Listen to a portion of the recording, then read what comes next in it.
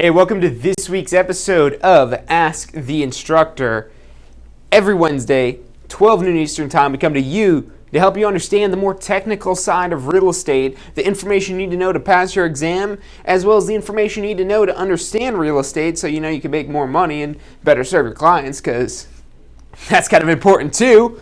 So that's what we're here to talk about today. Specifically, we're going to be talking about two different numbers. Now, these numbers, whether you're an investor yourself or you're trying to assist investors, you're trying to help investors purchase property, there's several different measures and terms that you're going to want to be familiar with to properly assist an investor. Because an investor has an entirely different set of criteria that they're looking for. Let's just do a real quick side by side here when we've got a retail home buyer versus an investor. These are two completely different clients, and when you're deciding who it is that you want to work with, you definitely want to tailor your approach and tailor your clientele to what it is that you're a specialist in. If you don't know too much about investment property, you're probably going to have a hard time working with investors. That's not to say that you can't work with investors, but you got to learn what's important to look at. So if we're talking about the retail side of things, so retail, we mean just, buyers and sellers, homeowners. So when we're dealing with a homeowner, they're concerned with things such as the location that it's in, the design of the property.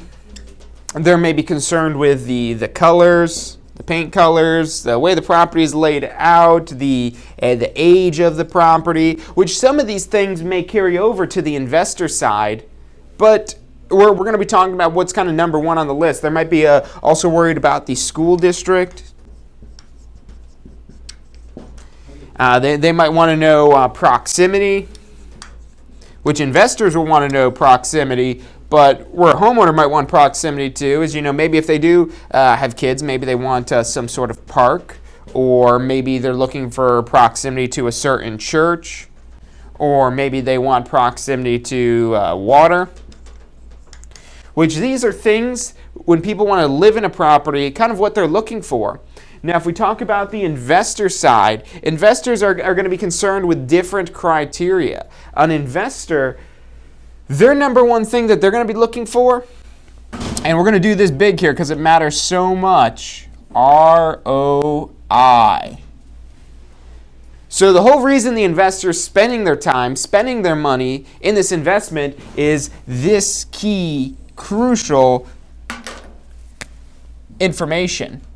Now, there's a lot that we could tie in that factors into the ROI, and a lot of things that will help us be able to predict the ROI, but ultimately this is all for the end goal of telling this investor, hey, this is going to help you achieve your investment objectives. You got to understand what type of investor it is that you're working with, whether it's somebody that does want to buy and hold property for a long period of time, or whether it is somebody that's just looking to kind of flip the property quickly, or maybe even flip a contract, or all like these crazy things that investors like to get into.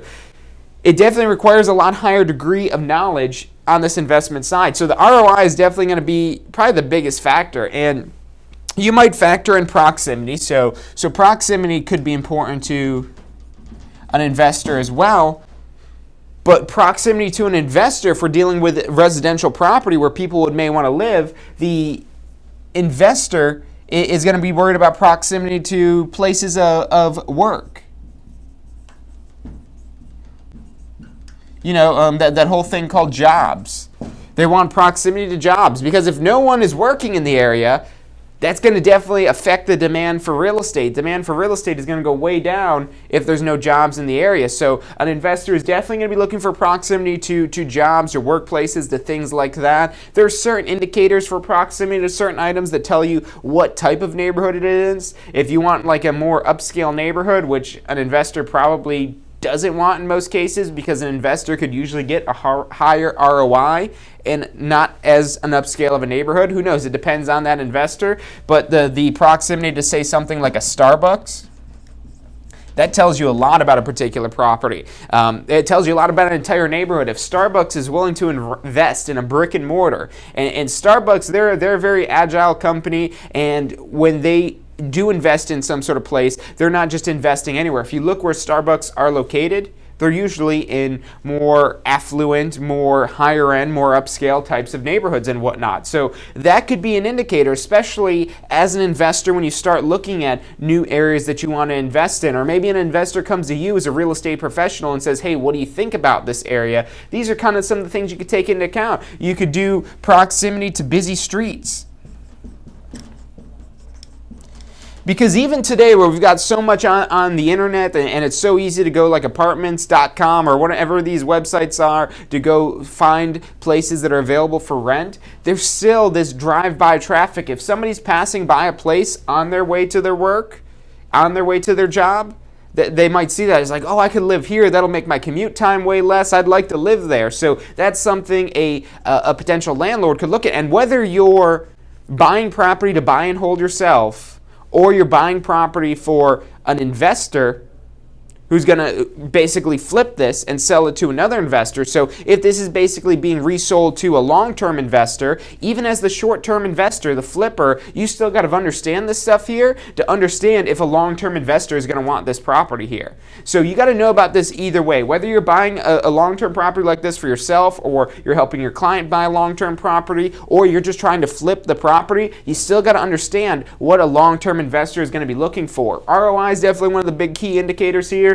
But you want to know about the work. You want to know all about these proximities and that tell you about the neighborhood, whether it's close to a Starbucks, the jobs that are in the area, if this is on a busy street. Because here on the retail side, they probably don't want a busy street. But an investor is going to want a busy street because that gets more eyeballs on the property. Even if this is a single family home, if it's on a busier street, you stick a sign out up front that says for rent, there's going to be so many more people that see this on a busy street, whereas a homeowner, they won't want a busy street. So there's this entire different set of criteria when you're dealing with an investor as opposed to the retail side of things. And there's a lot of different numbers that will kind of help clue you in on this ROI and kind of help you understand what's plausible and what can be done, or really kind of just making sense of the numbers it is that you already have and finding out whether or not this is some sort of good deal. The ones specifically we're going to be talking about today are the gross multipliers. There's really two key types of gross multipliers. You have a gross rent multiplier. It's also known as the GRM. And the GIM, which is the gross income multiplier. So GRM stands for gross rent multiplier, GIM stands for gross income multiplier.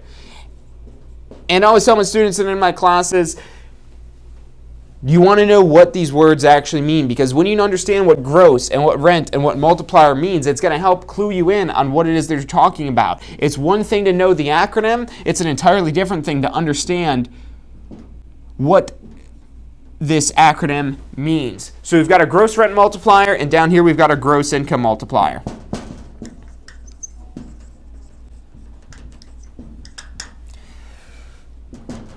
So for a gross rent multiplier, this is basically some sort of number. Let's say this number is going to be X. And if you don't like algebra, stick with me here because this is going to make a little bit more sense. We're going to get a little bit more practical in a second.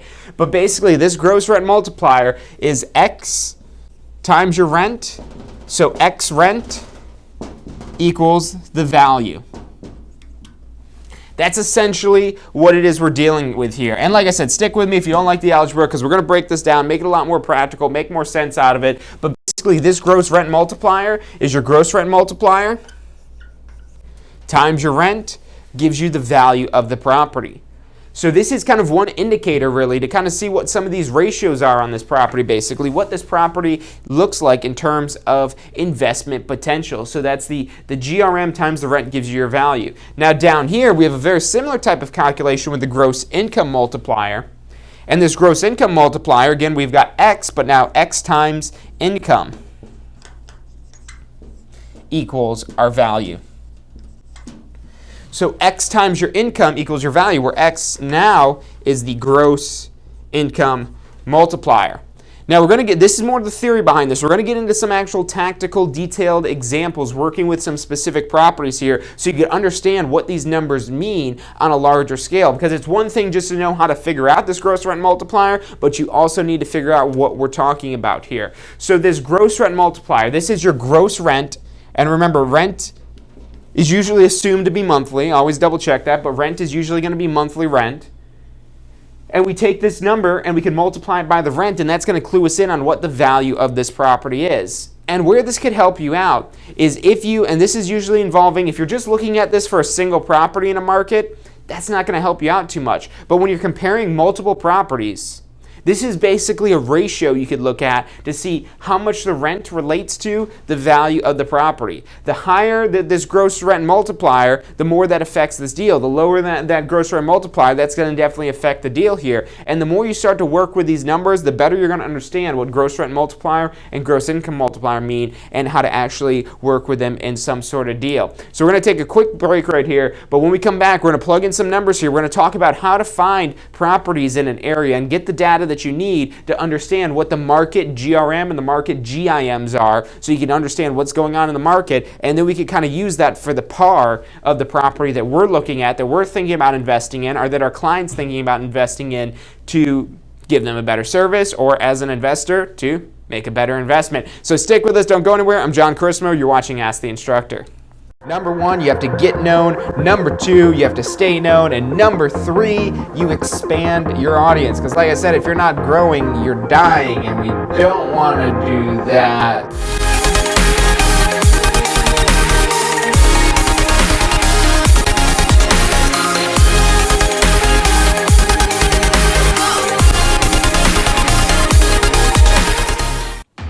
Do you want to incorporate studying for your real estate exams into your busy schedule?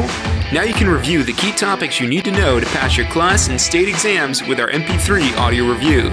Simply pop in your headphones or connect to your car to reinforce crucial information while you exercise or drive. Listen to the first unit for free at mp3audioreview.com. That's mp3audioreview.com.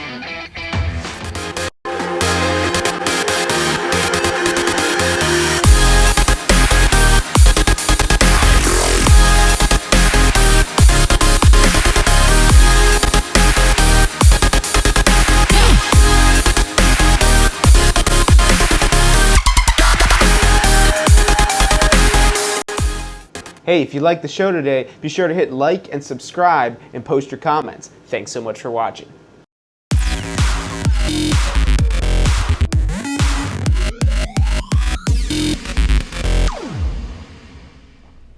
Hey, welcome back to this week's episode of Ask the Instructor. 12 noon every Wednesday. We come to you to help you grow, develop, and mastermind and understand specifically the technical side of real estate, because real estate is all about knowledge. That's the whole reason this real estate industry exists. If everyone could do it, and it was really easy for everyone to do, we wouldn't need real estate professionals to help guide us through the transaction. And even with the day and age that we're in now, where we're in the information age, that just means there's more information for us to know as real estate professionals, and there's less information that the average consumer would know about purchasing a home or investing in property. You know, one of the great things that the real estate license allows you to do is work in so many different avenues and aspects of real estate. You could work with investors, you could work with retail home buyers, you could work with people selling businesses, you could work with people selling commercial property or industrial, agricultural, or all these different types of real estate. You could do property management. So there's so many different avenues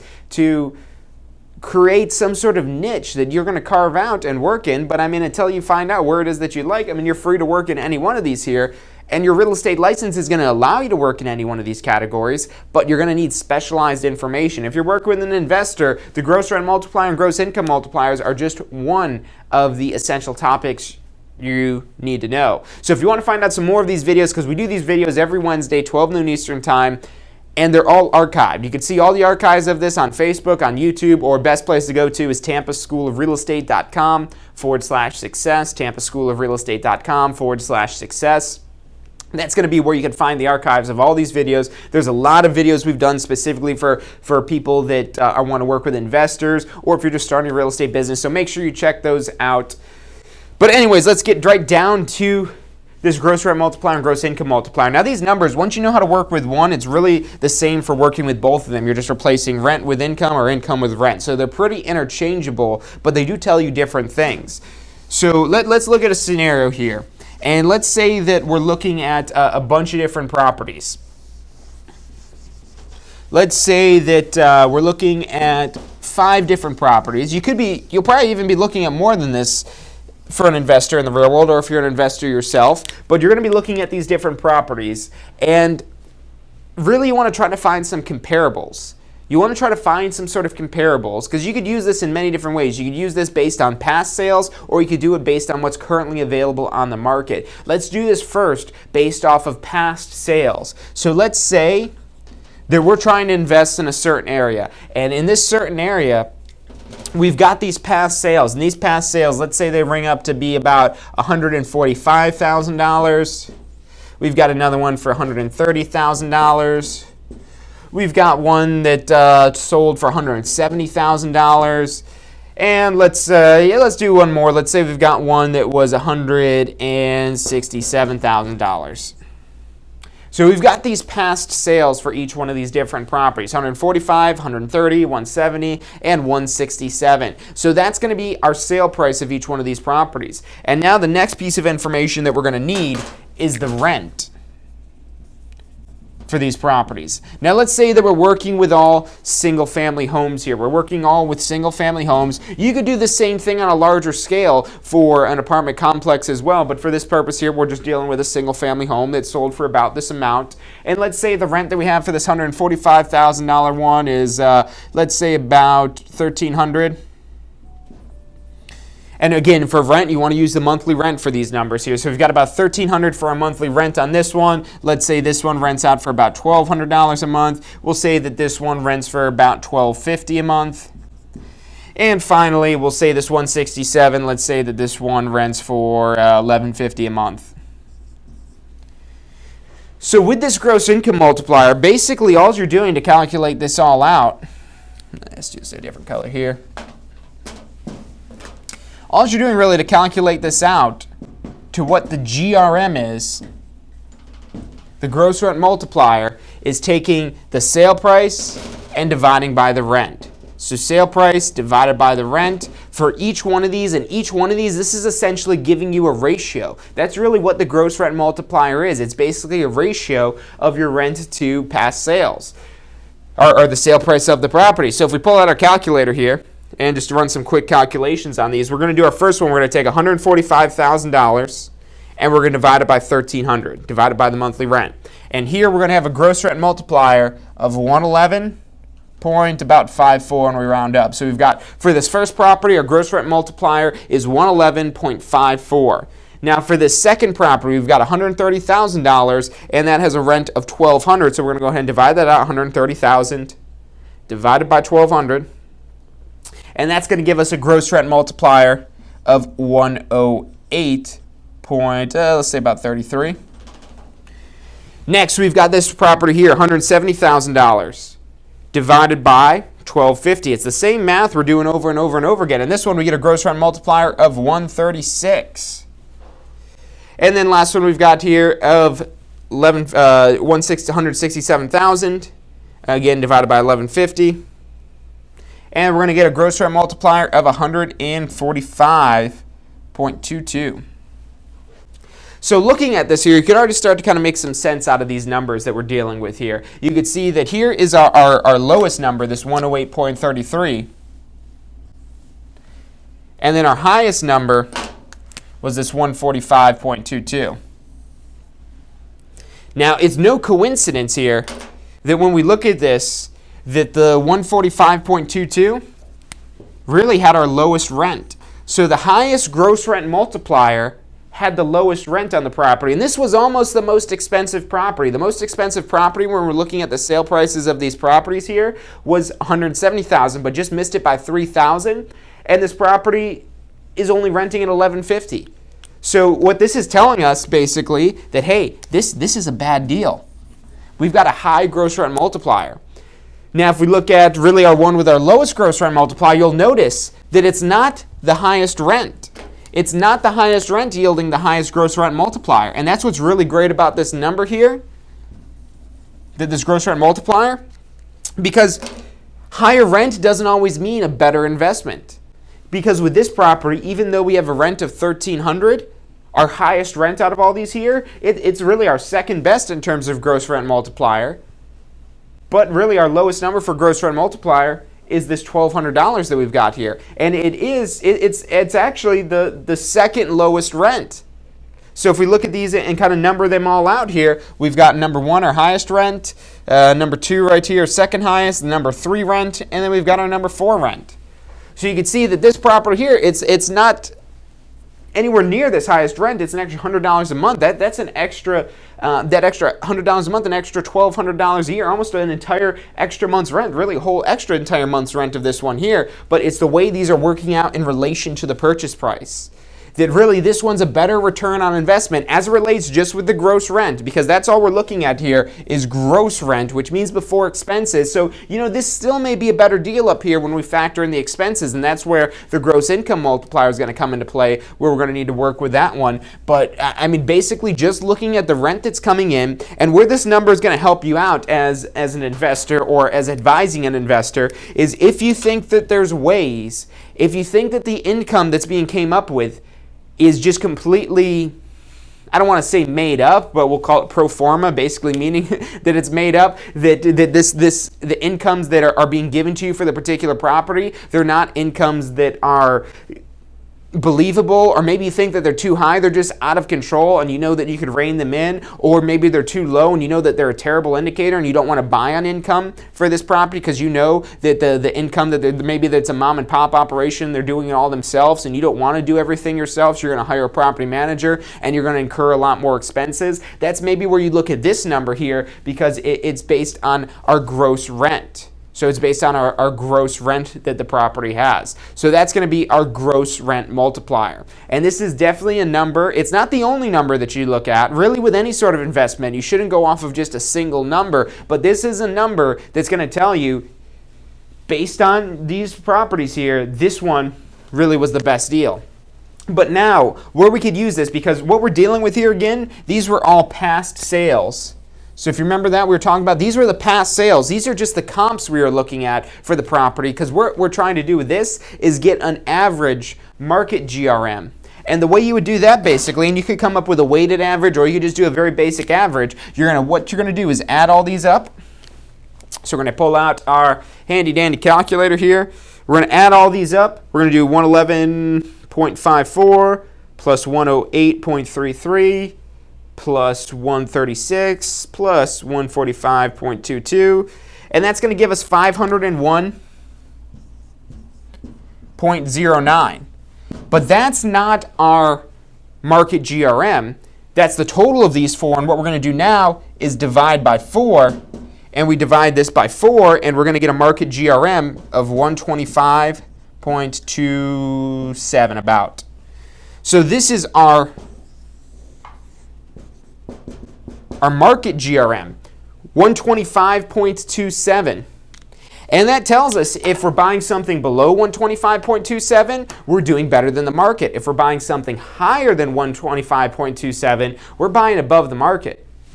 And why that's important, as an investor, if you're buying below the market, you might still be getting a bad deal, but typically that's an indicator that this is a good deal. Because, at 125.27, you're way past, blowing past these two gross rent multipliers. But at the 125.27, if you're above that, you know that you're buying above the market. So you better be speculating, and you better hope that that comes true, that the market's going to continue to increase the demand for the rentals and so on and so forth, because this is, when you get above this market number, you get above any sort of average. It may still be a good deal, but that's when you got to really, really fact check even more and go back and double check the numbers and really make sure that you still want to do this deal. And this is definitely important stuff. As a real estate professional, if you're talking to an investor, the whole way that you want to show value to a real estate investor is completely different than how you're going to show value to a retail real estate client. If you're dealing with somebody on the retail side, they maybe don't care about gross. They really aren't going to care at all about the gross rent multiplier unless they're thinking about renting out the property someday. Again, they're thinking about, where's the property located and so on and so forth. But if you want to show value to an investor, talk to them about these numbers. Know how to calculate these numbers for them, because they already know how to calculate these numbers here. But if you could do that for them and you could do it accurately for them, that's saving them time. And time is money. You just showed value to your real estate investor clients as a real estate professional. You're probably not going to be able to get as high of a commission from an investor. Who knows? Maybe if you're doing enough work and showing enough value, maybe you can. But you got to be able to show value to them. And what shows value to an investor isn't the school district that it's in. Not so much. They want to basically have somebody that understands these numbers, because their number one concern is return on investment. If you're working with investors, you have to show value as it relates to improving the return on investment. So stick with us. We're going to take another quick commercial break here. Send me in your comments. Send me in your questions in the chat, in the Facebook chat, in the YouTube chat, wherever it is. Send it in to us. Text us in at 813-928-0106. We'd love to answer your questions here live on the show, but we're going to take a quick break. I'm John Carissimo. Don't go anywhere. Number one, you have to get known. Number two, you have to stay known. And number three, you expand your audience. Because like I said, if you're not growing, you're dying. And we don't want to do that.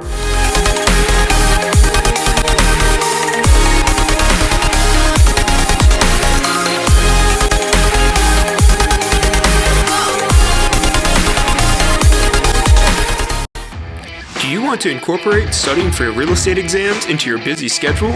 Now you can review the key topics you need to know to pass your class and state exams with our MP3 audio review. Simply pop in your headphones or connect to your car to reinforce crucial information while you exercise or drive. Listen to the first unit for free at mp3audioreview.com. That's mp3audioreview.com.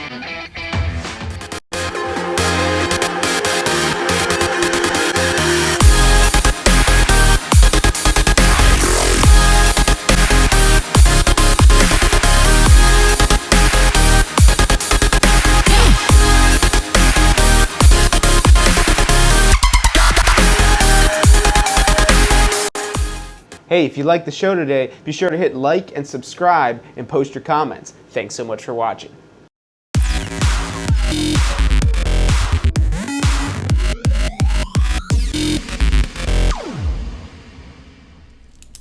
Hey, welcome back to this week's episode of Ask the Instructor. Every Wednesday at 12 noon Eastern Time, we come to you to help you understand the technical side of real estate. If you're thinking about starting or enhancing your career in real estate, or maybe you want to pass on your first try, we've got all kinds of stuff floating across the bottom of the screen.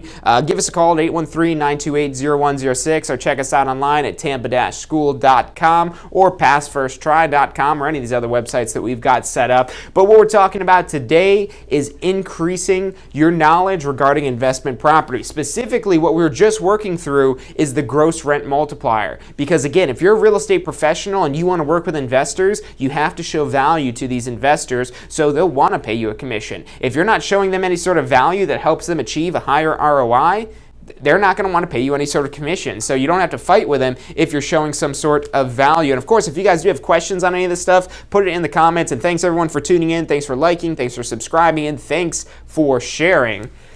But let's get back down to this gross rent multiplier. So what we're just looking at here is based on past sales. So if we're looking at the comps basically of investment properties that have sold and what they're renting out for, you could find the gross rent multipliers for each property and find there's a market GRM of 125.27. So you know if you're buying under that, you're going to be making a deal better than what the market rate typically is, or if you're buying above that, you're basically buying above the market. And this is the dollar amount really becomes unrelated. I mean, unless the investor only has a certain amount of dollars to invest, and that's definitely going to factor into this as well, if they can only invest a certain amount of money. But if they've got $200,000 to invest, and these are the properties it is that they're looking at, you don't want to necessarily just buy the most expensive property, or even the second most expensive property. In this case here, that second most expensive property had the highest GRM, which basically means that rent is returning the smallest amount in relation to the purchase price. So this is a huge number. The price basically becomes unrelated. And hey, if we're going off of GRM alone, our best investment for this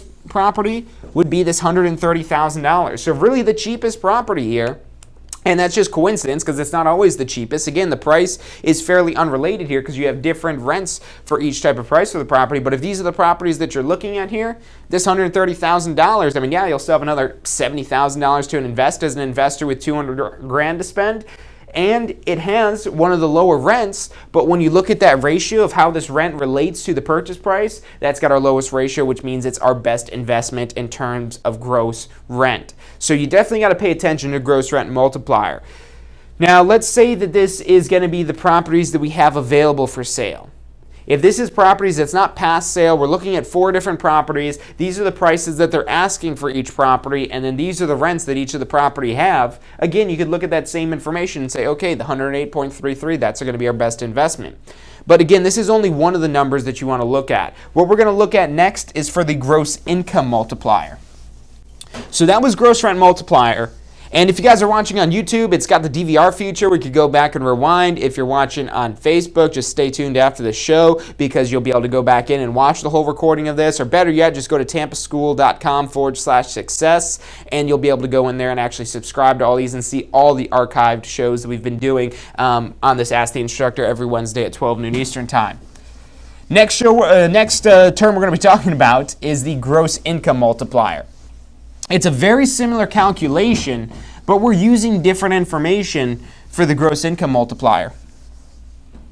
So for our gross income multiplier, the GIM, and you really got to know what these acronyms mean, because the investor will probably know what GIM is, but if you're the professional trying to assist this investor and they ask you about GIM and you're like, well, what's GIM again? You're done there. They're going to hang up on you. If they don't hang up on you, they're not going to answer your phone calls next time you call them. So you got to know these terms if you're wanting to work with investors. But now when we're dealing with GIM, we're going to look at similar data here. So we're going to be looking at similar information. Again, we've got our sale price. We're now going to be looking at, instead of the rent, we're going to be looking at the income. And it's really a similar calculation we're going to use to find the gross income multiplier. So let's take those properties again. I think we had, what was $145,000. We had $130,000. We had $170,000. And our fourth property is $167,000. So we've got these 4 sale prices of each one of these properties here. Now we need to look at the income of the property. How much income this property is generating. And remember that this is the gross income, so this isn't net income. We haven't factored in expenses to this here. So this is another number that you might want to look at in addition to your capitalization rate and the net operating income and things like that. That usually is the first go-to with the property. But when you don't understand somehow they're not making sense out of the expenses. Maybe the expenses are too high, maybe they're too low, and you don't want to buy off of the expenses that are fraudulent or incorrect expenses. That could be a terrible mistake waiting to happen, and that's maybe where you factor in these gross income multiplier and gross rent multiplier types of numbers. So let's say that the income, let's go ahead and pull out what we've got here for our, well, let's actually use some different numbers than we had for the last one, because there might be some ancillary income with some of these properties as well that are coming from other things than just the rent. Maybe factor in like some late fees and things like that might also be increasing that. Maybe you're metering the water and things like that. So let's say that on this $145,000 property, let's say that the gross income is, let's say $10,000. Let's say on this $130,000 property, let's say it's $7,000. On this $170,000 property, let's just pick, let's say it's $11,000. And for this $167,000 property, let's say it's $12,000. Now, all we're doing now to find the gross income multiplier is we're going to take, again, each one of these sale prices and divide them out. So really, if you could figure out gross rent multiplier, you'd also figure out the gross income multiplier. But one of the key things that you're going to want to remember here is this is annual income. So the gross income multiplier, you're looking at annual income as opposed to the gross rent multiplier, you're looking at monthly rent. So what we're going to do basically is divide these all out again. So we're going to take our $145,000. We're going to divide that by 10,000. And that's going to give us an income multiplier of 14.5, which is crazy high. So you can tell I'm kind of just making up these numbers here as we go, because usually your gross income multipliers are going to be somewhere around the range of like 5 to 7, maybe 8, maybe 4, depending, something like that. So that's definitely going to be a lot higher. And the more you start to work with these, because that's the whole rule of thumb. Today you're learning how to work with these, but that doesn't mean that you understand gross income multiplier. What you got to do is start applying this math with properties in your market, so you know what the market GIM in your your area is at. So when you have an investor, you can start doing some of these basic calculations, and you know automatically whether that's a good deal or a bad deal based on the gross income multiplier. So seeing something like this, this could be a little bit of a red flag to us here, but let's go through these calculations and find out for sure. This next one, we've got a $7,000 income on a $130,000 property, so we're going to do 130,000 divided by 7,000, and we're going to end up with 18.57. So just when I said, oh, that's a high number, we've got a number that's much higher here, but who knows? Maybe this is what it's like in your particular market. Maybe this is the gross income multiplier that you'd have in your particular market. Every market is different. So again, use these concepts and apply it in your market so you start to understand and you can work out these numbers a lot easier. Next one, we've got $170,000. We're going to divide that by $11,000. And that gives us a gross income multiplier of 15.45. And last one here, we've got $167,000. And we're going to divide that by our $12,000. And we get 13.91 and 92. We'll round that up too. So we've got our 4 different gross income multipliers here off of each one of these properties, and the calculation is the exact same for each one of these. Sale price divided by income, just like the gross rent multiplier is sale price divided by rent. So it's just as easy as that for calculating this all out. Once we have these numbers here, we can look at it again. The lower the number, the better our ratio is. So if we look at, like, for instance, this property here. So this one, kind of a red flag. This is the highest gross income multiplier, and it makes sense because you'll see that we have the lowest income. So this is really this is last place for our income. That's the 4th for income. This was our number 1 income. That was our number 2 income. That was our number 3 income. And that was our lowest price in income on the property. So that tells us now, and then this is again why you need to be looking at all of these numbers, because when we're looking at the gross rent multiplier, again, I use the same sale prices, we just use different incomes here. And if you look at the gross rent multiplier, it's a great investment, but looking at the gross income multiplier, this is the worst out of the 4 investments. This has the lowest return as it relates to the income out of the sale price of the property. So you got to be looking at multiple numbers. There's no one number that's going to tell you whether or not a property is a good investment property. You got to look at all of these in detail and know what gross income multiplier means and what the gross rent multiplier means. You can't make some sort of formula, and this is why it's such a hard way to kind of use the information technology to take over the real estate industry and take away the jobs of real estate professionals that have knowledge, because I don't care how great of an algorithm it is that you make, it still requires a vast experience. And we're not there yet. Who knows, maybe 15, 20 years down the road, maybe we'll have robots that are able to understand what this means, but I don't think we're there yet for these properties. So, but looking at this information here, you could definitely tell right off the bat, hey, this is a bad property, but you got to understand what that means. Why is this income so low? Was it because the property wasn't renting out for a certain amount of time, or was it because the rents were just raised and before the rents were a lot lower? So looking at these numbers are really going to be telling you the details of this property and whether or not it really is a good investment either for yourself or for the client you're representing. Now looking at the one that's our best investment as it relates to gross income multiplier, it was the one that here, and this I think was our second best when we were looking at the gross rent multipliers. Our second worst, I want to say, this one was for the gross rent multipliers. But again, these numbers tell you different stories. These numbers are giving you different pieces of information here. So, I mean, you could definitely see, and that's just the way the numbers worked out for this one, that our highest income was our lowest gross income multiplier, and our lowest income was the lowest gross income multiplier. If we had the same property price, so let's take a different example here just so you guys understand this concept. Let's say we had 2 $100,000 properties. So if we had 2 $100,000 properties and one made, let's say, $12,000 in income and one made $9,000 in income. Again, to figure out our GIMs, we're just going to go ahead and divide across here. So we'll take our 100,000 and divide that out by 12,000, and we get 8.3. That's maybe where your gross rent multiplier or gross income multipliers typically are going to fall. somewhere kind of in that range. That's usually a little bit more realistic than some of these ones that we're looking at up here. But now let's say we have a same $100,000 property and this one only has $9,000 in income. And now it's pretty self-explanatory just looking at this where the sale prices are the same. Which one of these is the better investment? Obviously the $12,000 worth of rent. But what's going to tell us that if these sale prices were different is using this ratio of the gross income multiplier, taking the $100,000 sale price and now instead of dividing it by 12,000, we're going to divide this instead by 9,000, and this gives us 11.11. So like I said, the lower the number, the better. This one, we get more income, so we're going to have a lower gross income multiplier. That's how the gross income multiplier works. If the sale prices were the same, all you'd have to look at is the income that's being generated on the property. But when you have different sale prices, even when they're relatively close like this here, that's where this ratio basically of the gross income multiplier is definitely going to help you out to understand the property and understand whether or not this is a quote-unquote good deal for the property.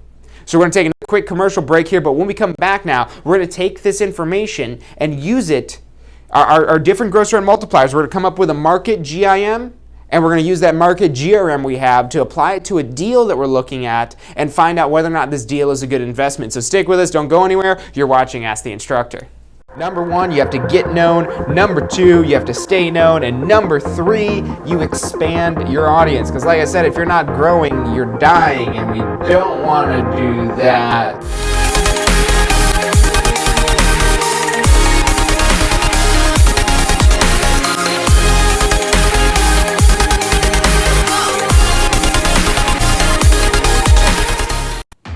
Do you want to incorporate studying for your real estate exams into your busy schedule?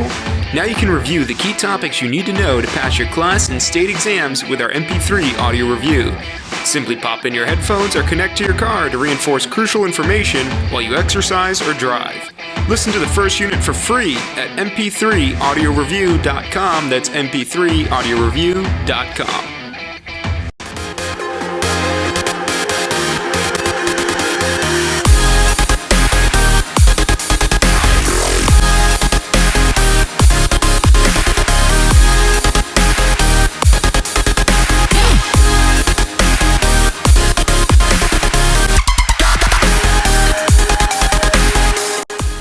Hey, if you liked the show today, be sure to hit like and subscribe and post your comments. Thanks so much for watching.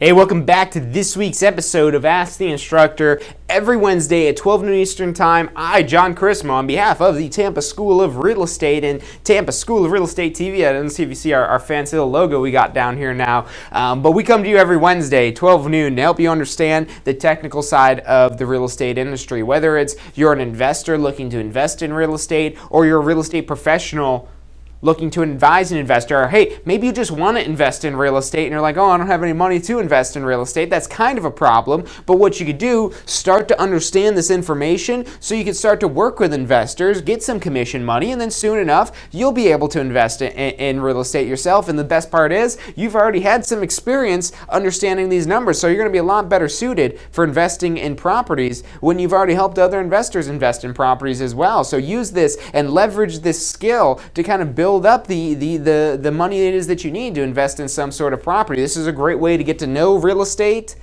while helping others and be able to achieve your long-term goal of being an investor. A lot of real estate agents are turned into investors down the road, and that's because they start to understand this information, and maybe they still get in the real estate side of things and do some sales and whatnot. But hey, that's enough talking about that. Let's get back to this gross income multiplier.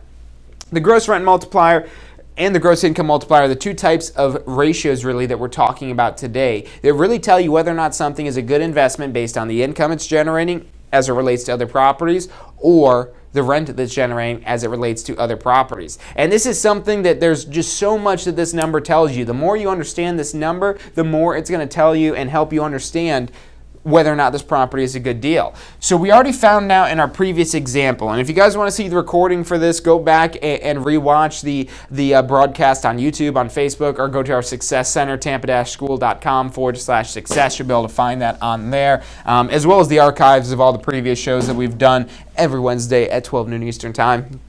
But let's find our gross income multiplier for this particular market that we're dealing with here. And just like we found the market GIM, what we're going to be doing is we're going to add these together, and that's going to give us our total, and we're just going to divide it by 4. So just finding a very basic average. You could do a weighted average for this as well if you want to weight these somehow, but your regular average is usually going to give you the information that you need out of this, and you probably don't want to manipulate these numbers too much than that. So we'll take our 14.5. We're going to add that to 18.57. We're going to add in 15.45, and finally 13.92.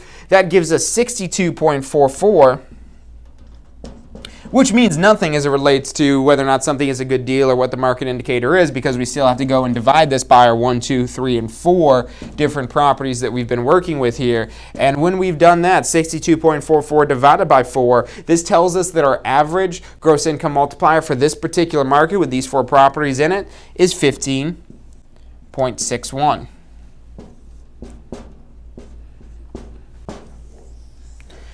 So if you were watching before when we did the gross rent multiplier, we're going to put these two numbers up here because we're going to go ahead and now try to use this information to determine a particular property that we're looking at, whether it's a good deal or a bad deal as it relates to the gross rent multiplier and the gross income multiplier. So if you remember our gross rent multiplier, I don't remember the exact number, but I think it was like 127. We'll say it was 127 that we came up with, and our gross income multiplier. And remember, these are market numbers. So this is the average in the market that we've just came up with, was 15.61. I'll just do 15.6, keep it nice and easy. So we've got these two pieces of information, our gross rent multiplier of 127 and our gross income multiplier of 15.6. And this is a very crude way you could use the market. If you want to buy based on the average in the market, what you could do is just take our gross rent multiplier of 127 times, parentheses here, our GRM, that's going to equal our value. So if you're trying to find the value based on the gross rent multiplier, that's one way you could use to come up with the value of the property. It's not the only way you should use, but it's definitely something you should look at. The more numbers that you get, the more numbers you could look at, the better you'll be able to read into this deal and find out whether or not it is really a good investment. So we've got our 127. We're going to multiply that by the rent, not by the gross rent multiplier. So that should be rent here, our monthly rent. So we're going to take 127, and let's say for the property that we're looking to invest in, let's say that it's currently renting for, let's say, $12.75. Just pick a random number there. In the real world, you wouldn't look at a random number. You'd look at what that would be for the property. So let's say that this property, its monthly rent is $12.75. So what we're going to do is take this rent multiplier, multiply it by the rent, and that's going to tell us what the average price is for this market on this property. So we'll take 127 times $12.75, and that says we should pay $161,925 if we want to pay based on the market average for the GRM. So that's our GRM price. But again, you don't want to just look at a single number here. So what you want to look at now also is the GIM. And the GIM, it's the same math. The GRM and the GIM, it's the same exact math you're doing for either one of these two scenarios here. It's just different numbers you're using. You're either using monthly rent, or in this case, we're going to be doing our GIM times our annual income. And that gives us our value. So for this particular property, the market rent was 15.6. And let's say that our annual income was, let's see here, 1275 times 12. Let's make something realistic. Let's say annual income is about $14,000. So if this property rented for $12.75 a month, that's what we should pay based on the gross rent multiplier. And we're going to do this math real quick to see what we should pay based on the gross income multiplier. We're going to take 15.6 times 14,000. And that says, oh wow, now we've got a lot larger number here. $218,400. Now, you could use this number to figure out what it is that you should pay for a property. But what I would use these as more so would be kind of like you shouldn't exceed this amount. You should do all these calculations as well as a bunch of other calculations as well and be able to come up with different values based on different information. So based on the gross rent multiplier, you shouldn't pay more than $161,000 if you don't want to exceed what's going on in the market. If you're paying more than this, you're part of the statistics that are on the bad side of the market. You know, that might still be a good deal, and especially when we see here for our gross income multiplier, if we want to keep in line with the gross income multiplier in the market, we could pay quite a bit more on this property. But if we keep that down, we're going to have a lot better deal. So really, ideally for both of these, this is going to be your upper echelon. You don't want to really exceed this limit, and then both of these, you want to try to stay under. So, I mean, and that's the hard part when you're dealing with a seller. You're trying to buy a property. The seller wants to always get as much money as it is that they can here. And this would kind of give you some numbers, some data to be kind of what your upper threshold is, that I'm not going to pay more than this amount. And that's where these numbers are really helpful for each other here. Now, let's try to figure out what this means, where we've ended up with a much higher number here than what we've had here. Why are these numbers so different? Well, they're different calculations based on different items. Here we're just dealing off of the rent. Here we're based on the gross income. So what this tells you basically, since we could pay so much more based on the gross income in the market, maybe there's a lot of monetization going on for these non-rent related things. It's probably not going to be quite this much here, and this is probably just my fault for making up numbers as we go, because there shouldn't be quite this much of a discrepancy, but who knows? Maybe what's going on in your market does dictate something like that. Let's run through another example here, and let's say that we're dealing with multifamily properties. If we're dealing with multifamily properties, we could use the math like we just did and maybe base it on the per door price. If we're basing that on the per door price, that's a really good way to go about this. Or you could also look at this based on the entire property. You would look at the rent based on a single door, or maybe you're looking at the rent based on an entire door. You just got to keep it consistent for however it is that you're coming up with these facts and figures for a particular property. So let's say we've got a $10 million property here.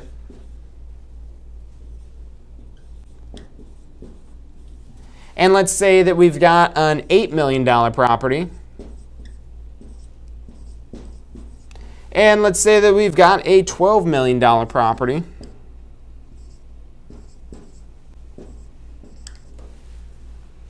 And let's say that we've got some different number of units in these properties here. So let's say this property is, let's figure out a good, try to keep these numbers accurate so we'll get some insightful numbers here.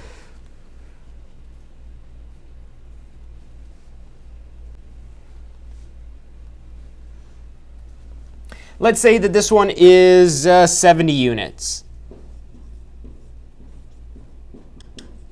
Let's say that this 8 million is, let's say, about 60 units. And let's say that this $12 million property is, let's say, 80 units. So you want to find this data for each individual property, so you have this information. But now if you want to factor in the gross rent multiplier and try to keep this, if you want to maybe put this on par with a single family home, that's maybe where you're stretching a little bit outside of what is acceptable, but it's another way you could play with these numbers. Play with the numbers, see what they come out to, and the more you'll understand this deal and the income potential of the property and how these other items factor into it. But what you're going to want to do basically is figure out the per door cost. Per door sale price. So if we've got a $10 million property, we're going to go ahead and divide that by the 70 units that we've got here. And each door here is about $142,857.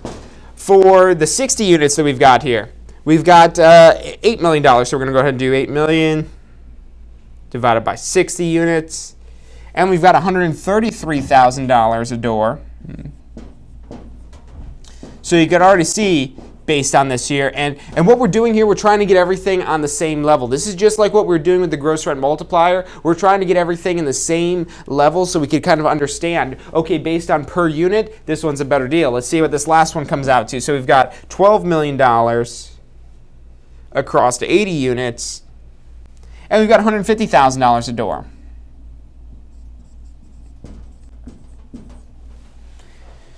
So really what we're looking at here, because I mean, if everything else was the same with these properties other than how many units it has, then this one right here, this $133,000 a door, that's really our best deal out of all these here. When we're looking at something like that. And then our worst deal really is the most expensive one here at $150,000 a door.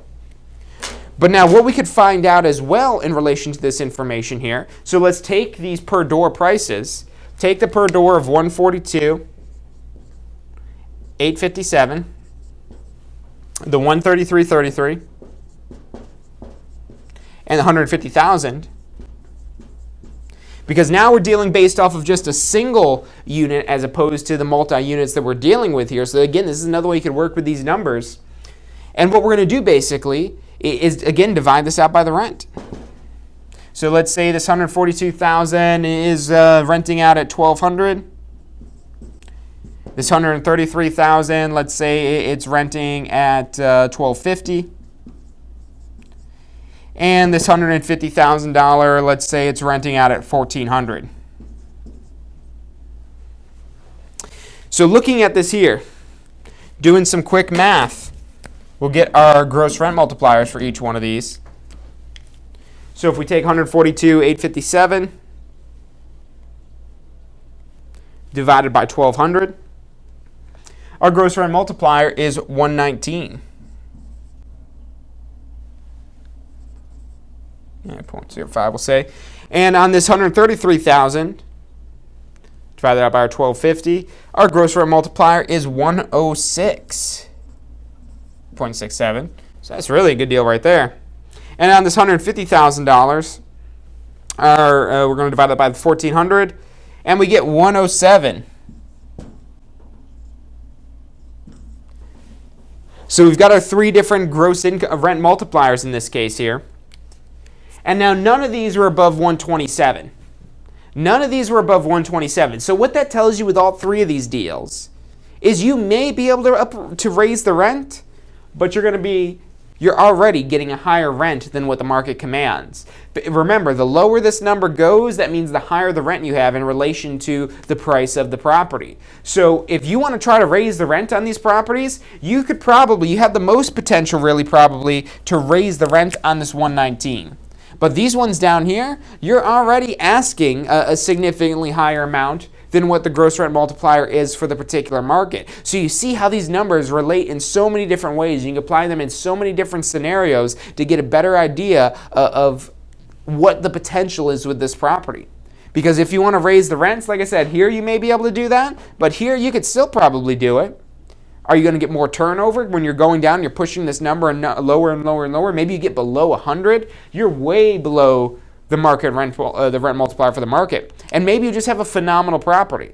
But remember, this takes into account the price per door as well. So this takes into account the price per door. So keeping everything on the same lines here, it's basically just saying it's going to be a harder time to raise the rent on a property like this as opposed to when the gross rent multiplier is higher. If one of these, let's say we had a third property that we're dealing with here, and let's say that this one was $160,000 a door. So let's say we had $160,000 a door, and let's say that the rent was, only $900 here. So if we had $160,000 a door and a rent was only $900 each, I mean, if we do out this math here, $160,000 divided by 900, that brings us to 177.78. So with something like this, you're saying, okay, why is the rent so low? You might already be saying that looking at this here.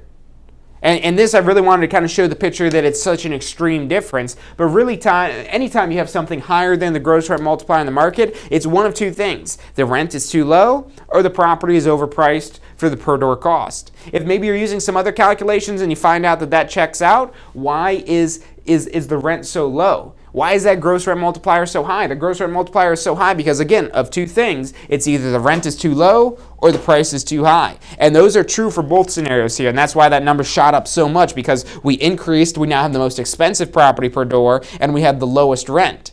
So that really skews our ratio here and makes it 177. And that says, okay, there's maybe some problem here, or remember, other word starts with a P, not just problem, but potential. Whenever you've got a problem, you got some sort of potential to solve that problem. And if you could solve that problem, you might be able to increase that. Maybe this $160,000 a door, maybe that's worth it for this property. Maybe this is the nicest property in the area that may or may not make it worth it, but maybe this property has so much potential, but they just have lazy landlords that don't want to have conflict, they don't want to raise the rents on their tenants, they don't want to lose their tenants. Maybe these tenants have been there for 10 years and they don't want to raise the rents on them. So that's maybe why you got such a high number here. Maybe the property truly is worth $160,000.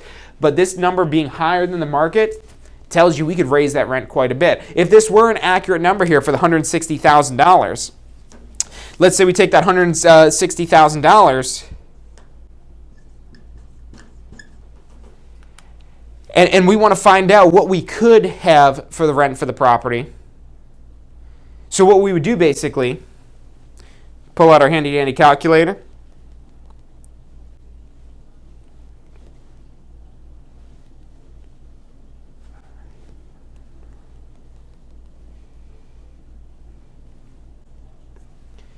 And let's say we want to try to figure out what rent is going to make that okay.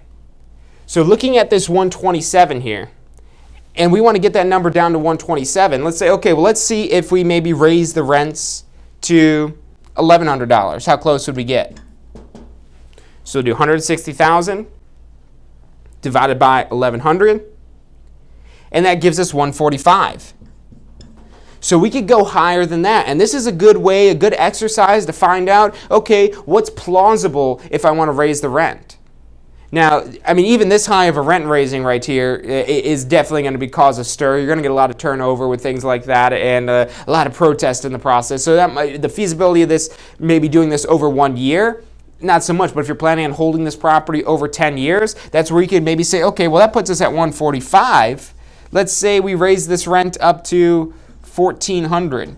So we're bringing that up to the maximum rent that we've got here. So we've got $160,000 divided by 1,400. And that tells us now 114. So maybe you're thinking 114 would be a good gross rent multiplier for this particular property. So that would be your goal, basically raising the rent $500 a unit, which that's asking a lot coming from $900. That's almost going up 50% for the rent amount. Really, it's going over 50% for the rent amount in this case here. So, maybe 1,400 could be a little bit too much. Maybe you want to keep it in line with the market. So maybe it's at 1,300. So if we've got 1,300 for our rent, we'll again just do 160,000. Divide this by 1,300. And that's going to give us 123. So at 1,300, we're still doing better than the market of 127. But that's $100 less there. So that'll tell you, okay, maybe 1,400, that's maybe a little bit too high. So this is a really good exercise to do whenever you're thinking about raising a rent on a particular property. And again, this is all completely theoretical because there's so much detail that does apply into this and they could change the scenario as well. But this is going to give you some idea of, is it feasible to increase that? Maybe it's not feasible. Maybe at the $900 here, you're already at the market GRM. So maybe that's not feasible, really raising the rent. So our other option would be, if we can't raise the rent, if rent's really for this property, if you think that you're going to have a hard time, because a lot of this is your intuition with it, if you think you're going to have a hard time renting at 900, your other option, dropping the price down. Because remember, when our GRM is too high, that either means our rent is too low or our price of the property is too high. So that's really, this is just the tip of the iceberg of how you can work with the GRM and the GIM. These are great numbers. They're really simple ratios that really clue you in and give you a lot of information about the particular properties that you're looking at. And I highly recommend looking at these numbers in addition to the other numbers that you're going to be looking at, the net income, the capitalization rate, the value that they're having on the property, all these different ways to figure out the value, maybe the cost appreciation value on the property, how much, and really running these numbers every which way, running them over and over and over again, and really knowing all the nuts and bolts and the ins and outs of the property. And if you're just a real estate professional working for an investor client, you better know that if they're serious about this investment thing, they're going to be going through these numbers multiple times. So you really want to know this in and out, because when they could trust you, that adds value. When you know this information and you could especially when you could educate them on information, and you never want to do this in a condescending or demeaning way. You want to do this in a way that, hey, look, I specialize in working with investors. I've got this specialized information here. This is what I've done previously working with other investors, and I think these calculations will help you out as well and help you understand the potential of having a successful investment in these particular properties. The more you work with these numbers, you get the price rate, you get the rents high enough, really any property can be a great investment, but it's really checking off all these ifs. If the price is high, or if the price is low enough, if the rent is high enough, and all these little things it is that you look at. You got to look at the property taxes, you got to look at the expenses, so many things that factor in when you're dealing with an investment property. But it's a huge avenue. There's a lot of money transacted every single day with investment property. So if you get specialized knowledge in this and you get around the right people that are looking to invest and you could show them value, it is going to be a very profitable venture for you, not only monetarily, but providing a service that's going to help increase your knowledge and help increase your investors' profits. So that's all I got for you guys today. Thanks for tuning in. Remember to subscribe. Thank you guys that already have subscribed. Our subscriptions on YouTube have been going crazy. Our likes on Facebook have been going crazy. So thank you guys so much for that. Remember, we do these shows every Wednesday at 12 noon Eastern Time to help you understand the technical side of the real estate industry. Other than the ads that we run here, there's no strings attached. This is free information that we're giving out to you guys every single week, and that's Wednesdays at 12 noon. And also don't forget, on Fridays at 12 noon, we do State of Real Estate, and that's going to really help you understand how to grow and market and maximize your real estate business. So make sure you tune in on this Friday at 12 noon Eastern Time as well. But that's all I've got for you guys today. Again, thanks for tuning in, and I'll see you guys next week. Number 1, you have to get known. Number 2, you have to stay known. And number 3, you expand your audience. Because like I said, if you're not growing, you're dying, and we don't want to do that.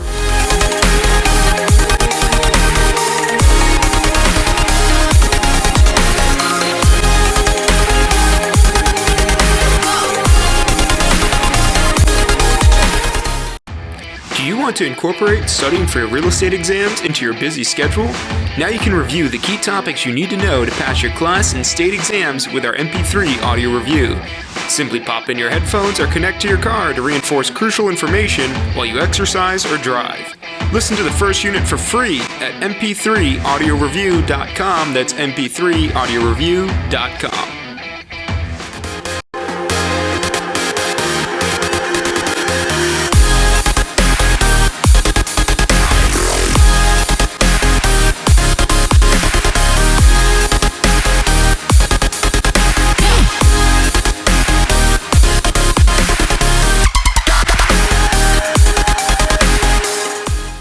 Hey, if you liked the show today, be sure to hit like and subscribe and post your comments. Thanks so much for watching.